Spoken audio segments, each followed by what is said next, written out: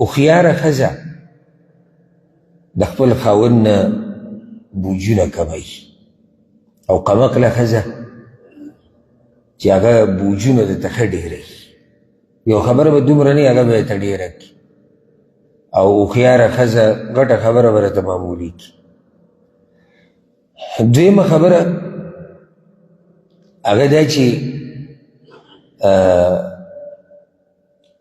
د الله او د الله د رسول قدر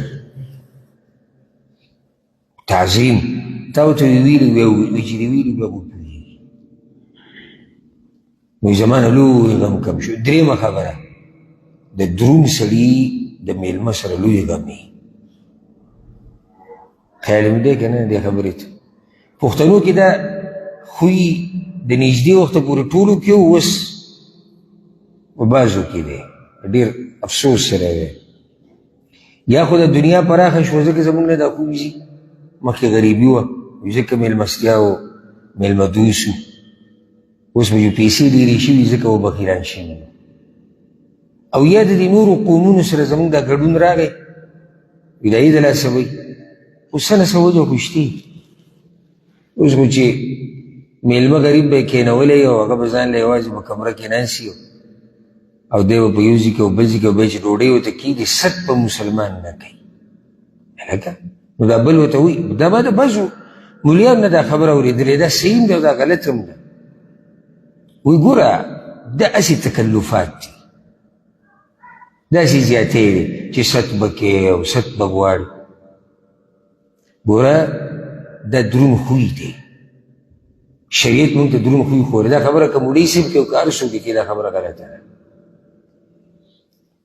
ته به میلمه ته خو دا وایې که چې خوره په پردي کور کې اوس یو نیم خو پکې پردي او خپل ته نه ګوري او دا اول نه ووایي زه ست مت هر ځای کې زه خپل کار کوم اخو یو زه دی خو نور والله پردي ځای کې د سړي نوڼۍ ته چې اوچتی نو زر پیرې سوچ کوي چې خلک به څه وایي څه به نه وایي.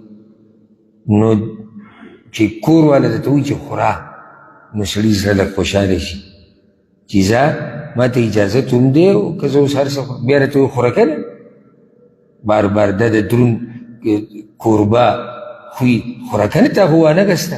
نو په دې چل کې میلمه ښه خوراک وکړي.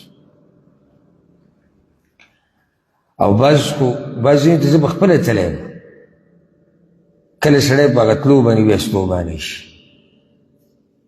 نو هغه وروره کوربه به داسې سر ټیټ کړی په انګولي کې او په وروجو کې ته به وایي چې دا شکر دی چې زه رالم چې ده نن ډوډۍ وخوړه. نه تا ته ګوري چې وخوره وسکه واله نه نه دې سره یې کار نشته. هغه د 2-3 ورځو وږی و نن هغه ځان له ډوډۍ وخوري. میلمه غریب دغه شان نو که اوس میلمه په هغه اولني قسم کېږي خپل کار به وکړي او که دغه دویم کې یو الله دې مل شه هغه چې ته به هغه ته ګوري چې څه وایي څه نه وایي. نو بعض خبرې دا په درنو خویونو کې راځي. او جابر رضی ته وګوره که ده سره د میلمه غم نه وی نو ده به وایي چې راځي دی که چې هر څو راځي غم ورسره و چې د دومره کسانو له به پخلی او خوراک او زما کور ته راځي. الغرض دې کې څه ټکراو نشته. سړی به ما ته وایي څنګه ټکراو نشته دا دومره صحابه کرام بې اجازته رانغلي نه. رسول صلی الله علیه وسلم د جابر په مخ کې اعلان کړی که نه او جابر هلته ولاړو او دی واپس کور ته راغی وی رسول صلی وسلم دا ټول راولي دې ته اقرار و دې ته اجازت وایي. دې ته څه وایي اجازت. لکه ته اوس ما ته ووایې چې ته به روټۍ له راشي